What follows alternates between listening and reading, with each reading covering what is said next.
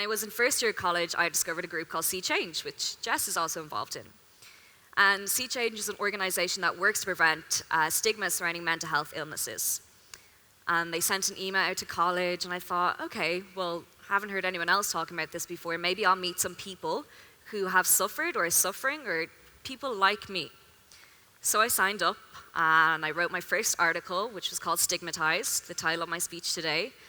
And it was kind of like my coming out story with mental health, because no one knew what was happening to me. I was just that waster in school who missed so much, or I was lazy, or people didn't really know what was going on. Maybe there was trouble at home, whatever. But for me, it was my coming out story. Just being able to articulate all those feelings, all the crap that was happening to me was amazing.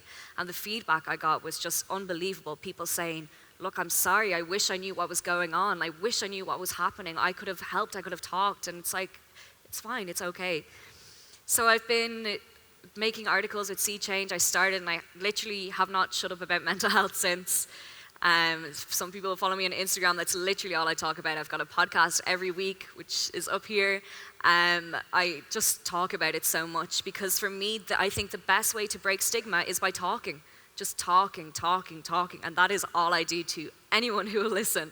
I just think telling my story to others, like written or spoken, is just a way to get that conversation going. And it doesn't have to be a serious conversation. You don't have to sit down and say, how are you feeling today? Tell me now. Are you feeling happy? Are you feeling sad? What's going on? You just have to say, how are you, and mean it. Really mean it. How are you? No, how are you really?